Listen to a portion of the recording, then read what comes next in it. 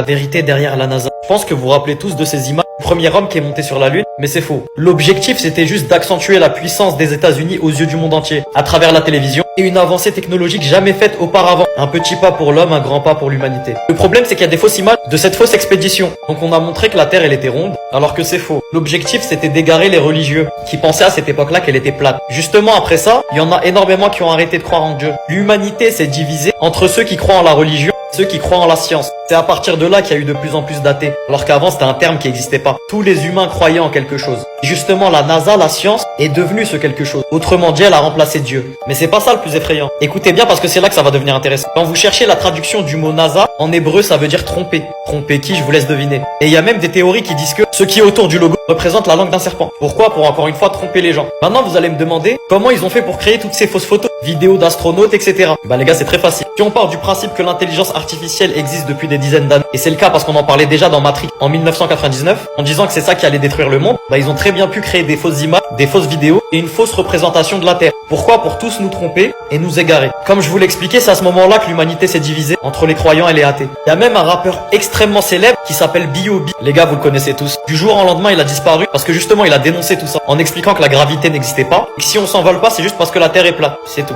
Il est même allé plus loin en expliquant que le clonage existait déjà et qu'on remplaçait directement les artistes qui essayaient de dénoncer en créant un clone d'eux. Il leur ressemble parfaitement. Hashtag Kenny West. Bizarrement, depuis qu'il a commencé à dénoncer, il a disparu. En tout cas, c'est plus du tout le même Kenny qu'on connaissait. Il est même allé plus loin en parlant des rituels d'enfants, des Illuminati, de l'esclavage moderne à travers les impôts, l'inflation, qui nous emprisonnent tous dans une société pour laquelle on sera obligé de travailler pour le reste de notre vie, sans s'apercevoir qu'on a simplement été esclave. Il a même dénoncé le pape et la reine d'Angleterre, reine qui a laissé une lettre en 2085 qu'on ne peut pas ouvrir avant, qui renfermerait beaucoup de secrets. Donc les gars, je sais pas ce qui va se passer, mais durant cette dernière décennie, ça va être une dinguerie. Ah oui, et bizarrement, juste après avoir dit tout ça, ce rappeur il a disparu. Il a plus aucun buzz. Il fait du 100 vues sur YouTube. On se demande même si lui aussi il a pas été cloné. Dites-moi ce que vous en pensez, bisous l'équipe.